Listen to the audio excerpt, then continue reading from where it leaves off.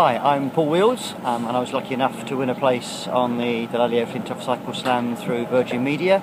I saw one of their adverts as a customer, and having been involved in one day of the 2010 event, I had appreciation of what was involved, and grateful to actually be here. Paul, thank you so much for agreeing to speak to us. It is a busy morning this morning. Everybody's prepping and teching as normal. One question, mate. You are one of these guys that enters all the Ironman competitions. You're a triathlete. Yes. So I'm guessing, as we were saying before, that you're kind of using stage 5 as what? A warm-up? I wouldn't quite go sort of that far, Taylor. I mean, yes, a 100-mile cycle ride in itself is something that I've actually done before, but getting up the morning after the night before to do it all over again, that's where some of the challenge comes in. It just fascinates me, I mean, how you guys get into it. We discussed over dinner a night or so ago about, you know, how do you become a triathlete? At what point do you think, you know, for a hobby, I'm going to try and kill myself? No,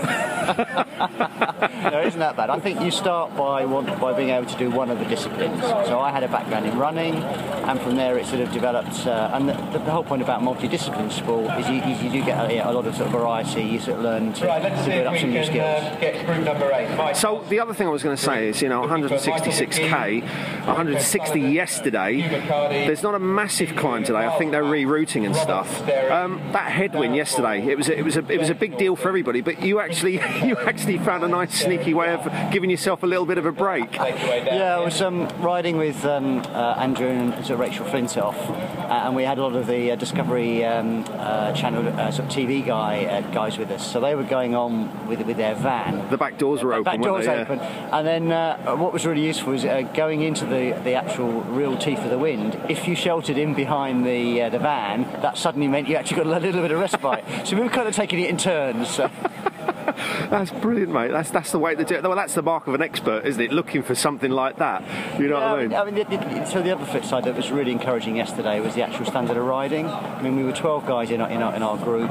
A number of us met through sort of Twitter, funnily enough, in the sort of run-up. Oh, event. wow! So we'd only been out on a couple of training rides. Yeah. But we were all working really hard as a sort of pack. And when the going does get tough, and it was tough in that last 20 miles, that's when the experience comes out. So hats off to sort of David Butler, who was our kind of core rider. He got us all sorted. We knew what we were doing, and everybody helped everybody out. Yeah, Dave's been a star from day one, mate. Now, listen, Paul. Obviously, we're all here about raising money. So, if people wanted to donate to you, how are they going to get hold of you? One of the social media elements that I've used and enjoyed doing is actually writing a blog.